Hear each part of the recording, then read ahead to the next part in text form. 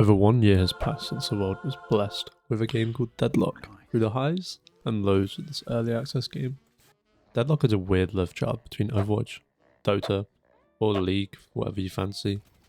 Elements from Valve's very own Team Fortress 2, for example. In this video I want to take a little look on how the game is shaping up. Over the past year of development, Deadlock has changed a hell of a lot. The game still is an early access, early development build is what they like to call it, but the game is changing every week. At the time of recording, Valve have added 11 characters since launch, so why don't we jump into what the game is actually about, shall we? Before we get into Deadlock though, let's have a bit of a background check on the genre as a whole. I personally do not play, but I understand why people do enjoy them. They have addicting moment-to-moment gameplay, great progression, and a sure way to blow through your paycheck by the end of day 3. But the term hero shooter has been up for debate for a long time. Since the early days, games like Team Fortress 2, all the way up to the giant Overwatch or Battleborn. Look at this dude. Never mind. These games typically focus on characters with unique abilities, ranging from passives to movement to crowd control. Just over a couple of years back, the hero shooter genre was seemingly dead. Overwatch on its deathbed and Valorant getting stale at this point. We needed something new, so here came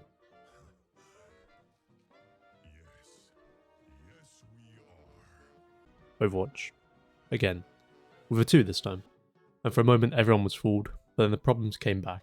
With overpriced cosmetics and a janky balance problem, with the 5v5, the game was a success, until it simply wasn't. Come late 2024, we had Overwatch's biggest competition yet, Marvel Rivals. But then just like any other, the cracks begin to show. Creating a game of tug of war so hard, it simply splits a player base altogether. So where does Deadlock come into this? Well, I was definitely getting there, I promise. Valve have had a huge stake in games beforehand, with titans being CSGO, Dota 2, TF2, Portal, the Half-Life series, Left 4 Dead series, I could go on. But then Valve discovered Steam, and Lord Gaben started to print money, therefore not needing to dip his company into gaming, at least for the majority of the 2010s. We had a little gem called Artifact, if you remember that. So why now? Well, from what I understand, Valve wanted to explore a new genre, or a crossbreed by combining 2 MOBA shooter and hero shooters, flexing the use of their new Source 2 engine. As of recording, Deadlock is completely free. No microtransactions, no gacha systems, no item shop, as of yet. So now, finally, is the time to jump into Deadlock. Like I said, here comes Valve to reinvent the genre all over again. So, what do we have? We have a tanky boy, a rolling boy, a sneaky boy, a sharpshooting boy, just to name a few. In Deadlock, the goal is to win, obviously. You start in 3 separate lanes with 2 people per lane, and a 6v6 MOBA setting. Let's have a quick rundown. You kill creeps to build souls, the game's currency to buy items. Create a build that can change between what character you are playing. For example, Mina here favours Spirit as her abilities scale heavily from Spirit, but the enemy can just as easily take Spirit Resist to counter this, or a light counter. And that's when I get Soul Shredder bullets and ruin their day. But anyway, where was I? The gameplay. You capture objectives on the map, first being Guardians. These open your first flex spots, or extra item slots.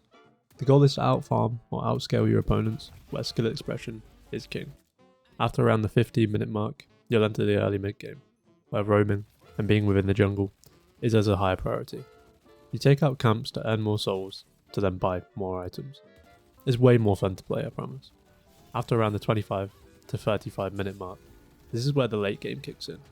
It's a way broader time slot, taking skill into account. You'll more than likely have games that go into the 40-minute mark. But as I find this a faster-paced MOBA, most of my games end around 30 to 35 minutes. This is probably a little longer than what you guys are used to, with Call of Duty and even Overwatch taking 20 minutes on average. The end goal is to destroy the opponent's patrons, the main part of the quote, ritual, part of the in-game lore that I know nothing about. At the time of recording this video, I have roughly 200 hours in Deadlock. New builds, new strategies, new heroes, it never really gets old. Deadlock is a strange hybrid, and in ways tries to have more of a hero shooter than a MOBA. To a newcomer, this may feel overwhelming, but it's really easy to break down, and I'm going to show you how. A typical worry I hear from people when talking about MOBAs is the builds and not wanting to treat it like a full-time job, trying to piece together the perfect build. And honestly, I was a total noob. Deadlock has a very handy feature, such as stealing another person's build. Let me show you. Most people are also friendly enough to create and annotate the build fully, with explanations as to why and how they made it, and what they're going to do, going as far to outline what to pick or not to pick for certain matchups. So if you want to treat the game as more of a hero shooter and leave the MOBA parts in the background, you definitely can do that. Using these builds that people make for you, you can focus more on your gameplay rather than thinking about what builds you're going to craft next. Very, very nice feature. Deadlock is a game full of skill expression, turning what can be relatively simple into a game of attrition. Last hitting souls is a fantastic gameplay feature that elevates the gameplay tenfold. After killing a creep, they'll let out what is a soul. Hitting it will grant the last 50% of the money they held, the first 50% being gained from killing the creep, with the catch being that enemies can also last hit this soul, essentially stealing your income. You'll know this happens as the game loves telling you that you have been denied. Speaking of skill expression, the movement in this game is second to none, and in my opinion rivals that of Titanfall or more recently Apex Legends. It's more than engaging enough to keep you hooked for hours, with wall hops, sliding that activates infinite ammo for the rest of the slide's duration, and with a stamina system, every dash you use will take a bar of stamina. Now this regens over time, and you'll start with an average 3 bars of stamina, with the option to increase it through items. Some heroes would start with extra, like Viper, or even less to help balance it out with their own movement abilities, such as Vindicta, who starts with 2, but has the ability to fly, a bit of a trade-off. Or Mina, for example, who starts with 2 also, with the ability to fly, with bats. I'm noting a female. Next up are the characters themselves. Valve have really hit it out of the park with these, and what I feel like a straight up evolution of what we can find in their very own Team Fortress 2, or even Dota. They've been streamlined into a third person setting for our own enjoyment. My personal favourites being Abrams, Dynamo, Ladygeist, Mina, Shiv, and Wraith. Each of these characters offer something different within their gameplay. Each of their kits also linking into a part of their lore, being believable, linking back.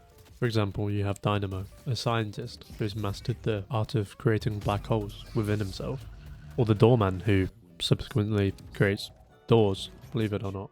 Or one of the coolest, Billy, a hybrid between a fighter and a tank. He can charge forward using his horns, only to come crashing back down using his big old spiky baseball bat, just like a certain someone I know.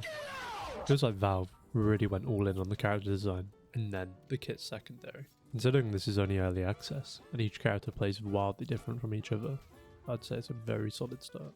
I think it's also worth noting that Deadlock does not typically follow your free role structure, seen in Overwatch or Rivals, with it being support, damage, and tank roles.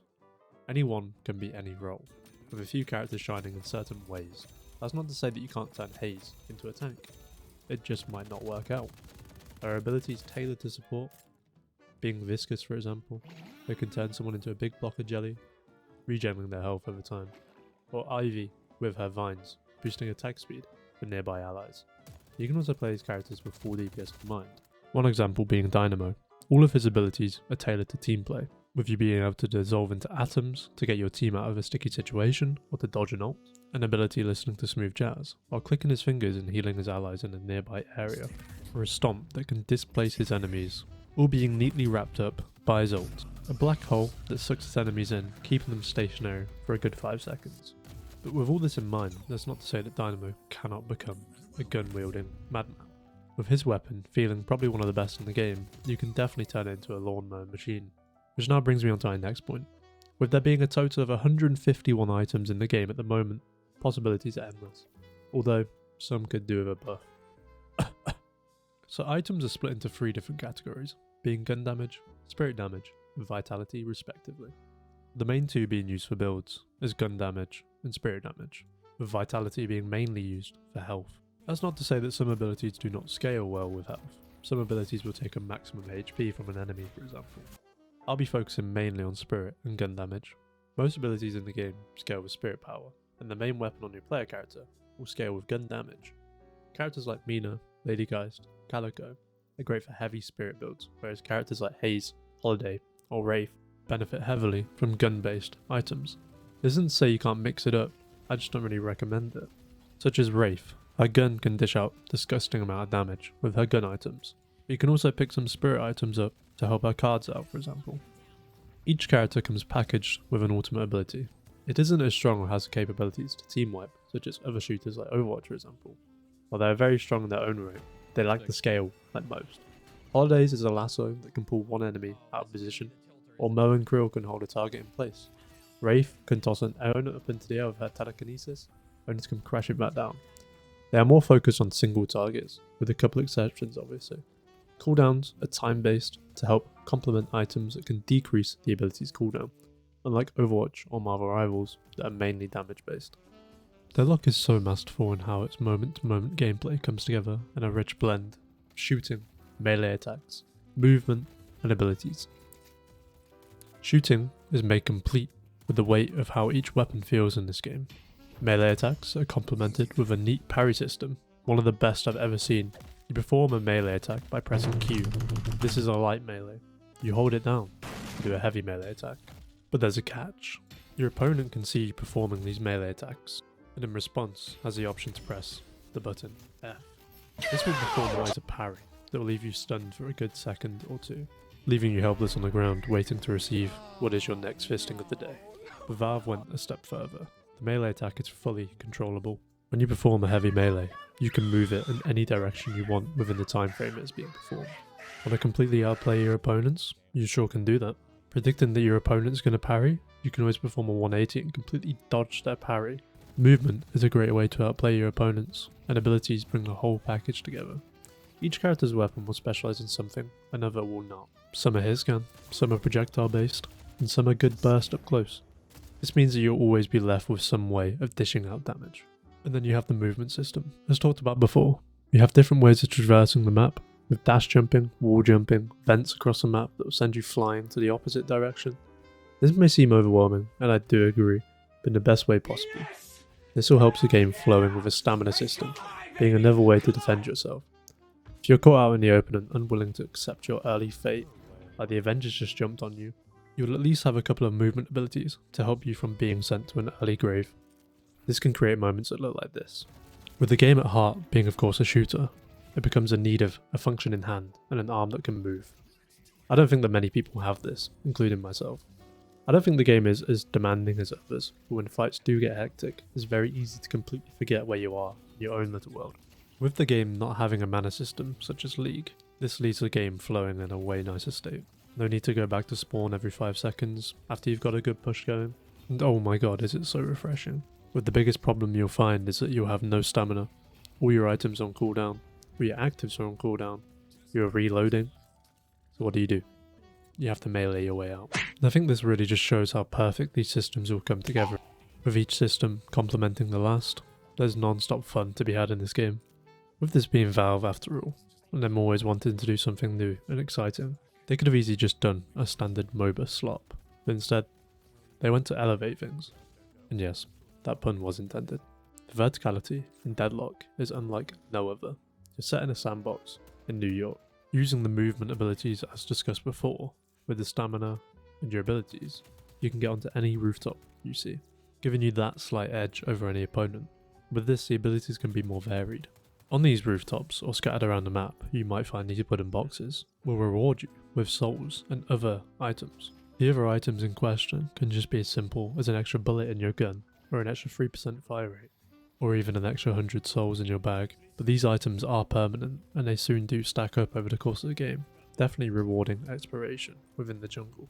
And now talking about the jungle, you have 3 tiers of camps, level 1, 2 and 3, with each increasing in difficulty and the rewards given, along with the occasional jukeboxes that also reward extra buffs on a perfect last hit, like this. Any souls found in a jungle will not directly put into your bank. You first need to secure them, adding a depth of strategy to the already complex game of Deadlock. You have an unsecured bag of 2,000 souls. Should you fight and potentially lose them to the enemy, or do you go back to base and secure them for yourself and leave your team to fight a man down? It's decisions like this that really make Deadlock shine in the heart of competition, which now brings me to my last point. Where do I see a future for this game? I started playing this game back in early 2024, when the access was a new, exciting thing. The game was clunky and had a ton of charm. Fast forward to January 2025, and the first new characters are welcomed into the game. The only managed to flex how competent Valve are at making new and exciting characters, which then only expanded the strategy of the game. Over the next few months, the game really started to get fleshed out. They finished ironing out all the bugs, with a handful of map changes, such as 4 lanes going to 3 lanes recently, and even a huge shop overhaul. With the biggest update recently bringing the past 6 months together nicely, being 6 new characters. Now these 6 new characters were released over the duration of 2 weeks, with some of them being the most intriguingly designed characters yet: Mina, Billy, Paige, Doorman, Victor, and Drifter. It's quite evident that Valve know what they have here and they are willing to expand within this universe. I hope to see a launch early 2026 at the rate they are moving. Within only a short year, the game was looking like this, and now it looks like this. This game is early access and still manages to pull in a whopping 50k average players, with no dedicated progression system tied to it yet, only a bare bones profile, and a decent ranking system to help with matchmaking. I won't jump into the rank system yet in this video. I peaked relatively high, but I do not believe that it means anything as of yet. If you haven't played this game, go ahead and do yourself a favour, get yourself an invite code and play it. You will not regret it.